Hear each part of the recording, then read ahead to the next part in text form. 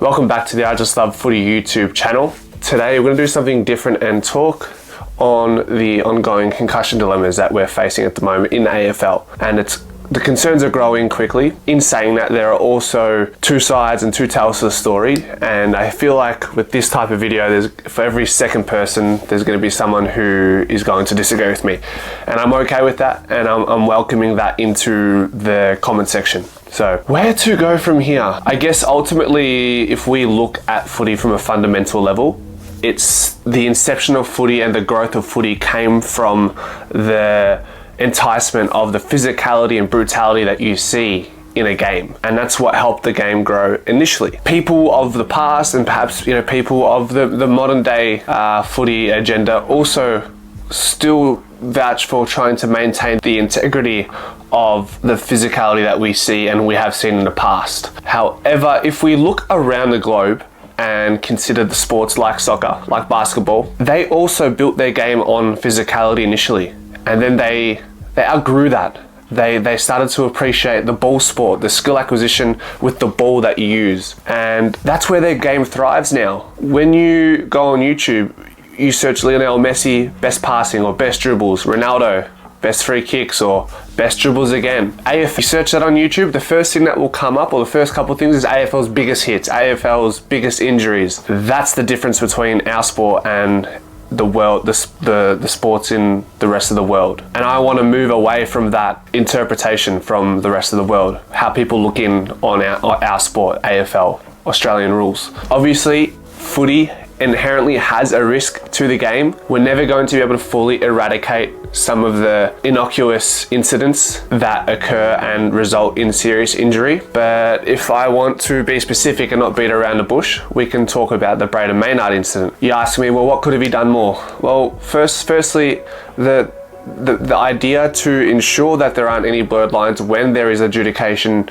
and interpretation on the umpire's side and the tribunal side, I'm pretty firm that if a player makes a decision, they are liable for anything that happens thereafter. So Maynard decided to make a play on the ball and he jumped in the air. He was airborne, so he can't change flight. He's made that decision. Whatever happens in that moment, it's on Brayden Maynard. He didn't win the ball, and he collected Brayshaw, who unfortunately now has retired due to the ongoing concussion issues, forced to retire. Even if Maynard made a play on that ball and won the ball, if he still bumped Brayshaw and significantly hurt him, or even moderately, he's still liable in my opinion. We need to move into a space where even if you win the ball, if you hurt someone within that action, you need to be held accountable. If you like hearing me spitball about these conflicting issues and want to consume AFL content 24/7 throughout the season, pre-season and off-season, then be sure to subscribe. In soccer, if you make a great slide tackle, win the ball, that's great. But if you follow through with your studs, rest assured you're getting a red card and you're gone for weeks. And that's on the feet. We need to have more significant consequences for injuries to the head. In basketball, if you take a jump shot and someone lands in your landing space, it's a flagrant foul. Depending on the severity, you could get suspended. These are the things that I would like to see implemented to alleviate and avoid these issues moving forward. Education is going to be paramount for the players. Learning alternative ways to have an impact on the ball without risking injuries to the opposition. So again, with Maynard's regard to Brayshaw, instead of jumping and flying into his landing space, he could potentially go over the side, jumping on the side. So say I'm here, Maynard jumps here, and he makes the play on the ball from the side. That's how I would like to see that situation moving forward. It's very similar in the basketball. Similar thing.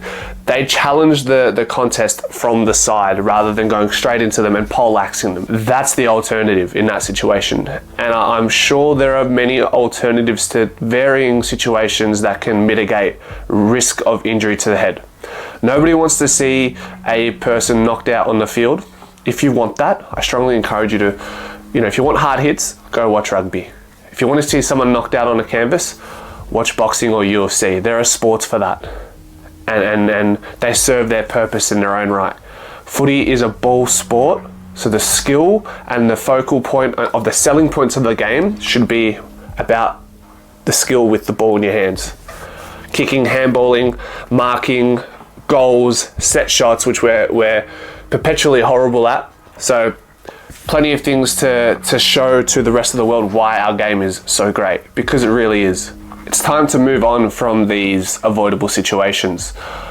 Granted, you're going to have footy players who are susceptible to concussions and have these genetic predispositions to concussions and brain trauma. Doesn't mean we can't just write them off just like that. We need to make sure that they have the best chance possible moving forward for the kids growing up now for those who do have a genetic predisposition. They'll have a better chance because the game is designed to protect you as much as possible while thriving in the skill acquisition department of the game. In the end, I feel like the game is heading in the right direction. Some people don't like it. However, you could probably say the same about what people were saying about the game 10 years ago, 20 years ago. The majority of the people stick around, or we start to attract a demographic who will appreciate the game for what it is. And that is ubiquitous in every sport. We don't want to see any more examples being made of the Angus Brayshaws, the McCartans, and hopefully not Nathan Murphy from Collingwood. By the way, while Nathan Murphy didn't play against North Melbourne in their practice match this week, I did post a match report here. So have a watch if you want to see how our young Pies went against the young Roos.